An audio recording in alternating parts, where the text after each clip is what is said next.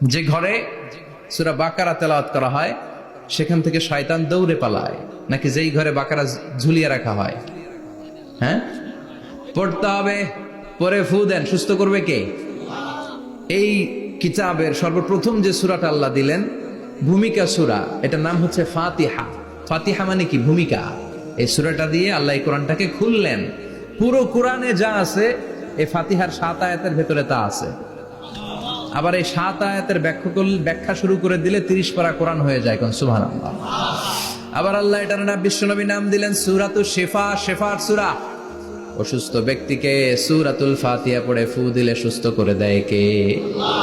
বুখারীর বর্ণনায় বিশ্বনবীর কিছু সাহাবারা মরুভূমিতে সফর করছিলেন। এক লোক অসুস্থ ছিল, কেউ কোনো জাদু মন্ত্র পড়ে ফু দিয়ে তাকে সুস্থ করতে পারছিল না। সাহাবারা বলল, আমরা পারবো।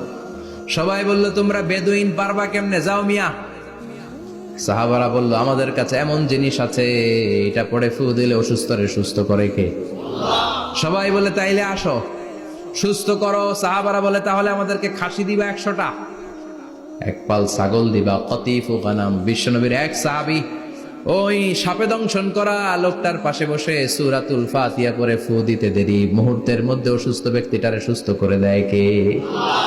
বিশ্বাস হয়? হ্যাঁ, বাবুল ইস্তিশফা বিল কোরআন, কোরআন দিয়ে শিফা নেওয়া। কি নেওয়া? শিফা। অসুস্থ হয়েছেন, সূরা ফাতিহা পড়েন, সূরা ইখলাস পড়েন। বিশ্বনবীর হাতে একবার বিচ্ছু কামড় দিল, বিশ্বনবী সূরাতুল ইখলাস পড়লেন, সূরাতুল ফালাক পড়লেন, নাস পড়ে ফু দিলেন, ভালো করে দিল কে? আমরাও যারা অসুস্থ, আমরাও যদি ইখলাস, ফালাক, নাস পড়ি, ফাতিহা পড়ে ফু দেয়, আমাদেরকে ভালো করবে কে? বিশ্বাস হয়? বিশ্বাস হয় না কার? দেখি, সবার হয়? আল্লাহ আমাদের বিশ্বাস করো, মজবুত করো। আরো জোরে পড়ি আমিন।